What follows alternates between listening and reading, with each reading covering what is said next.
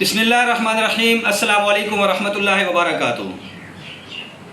Italy میں ایک بوڑھی عورت نے ریسکیو کے نمبر پر کال کی اور کہا کہ میرا اس دنیا میں کوئی نہیں ہے، میں اس وقت گھر میں بالکل اکیلی ہوں اور یہاں میرا دل گھبرا رہا ہے۔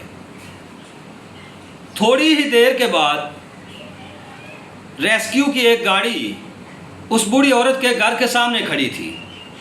ریسکیو کے 4 جوان اس بوڑھی عورت کے گھر میں گئے اور پورا دن انہوں نے بوڑھی عورت کے ساتھ گزارا، کھانا وغیرہ پکایا، اس کو بھی کھلایا، خود بھی کھایا۔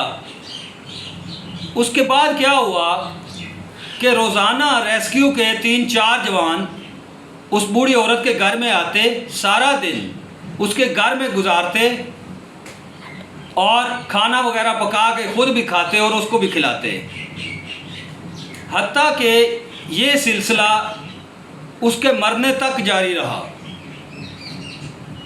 یہ بات یہاں پہ ختم ہو گئی۔ تو آگے جو بات میں کرنا چاہتا ہوں وہ یہ ہے کہ بہت ہی افسوس کے ساتھ کہ ہم لوگ اپنے گھروں میں اپنے بوڑھے لوگوں کو، بزرگوں کو ٹائم ہی نہیں دے پاتے۔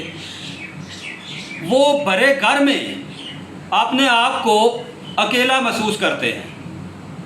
اس کی کیا وجہ ہے؟ یہ ہماری نالائکی ہے، اور یہی وجہ ہے کہ ہمارے گھروں میں بے برکتی، تنگ دستی اور اس طرح کی بیماریاں آ چکی ہیں۔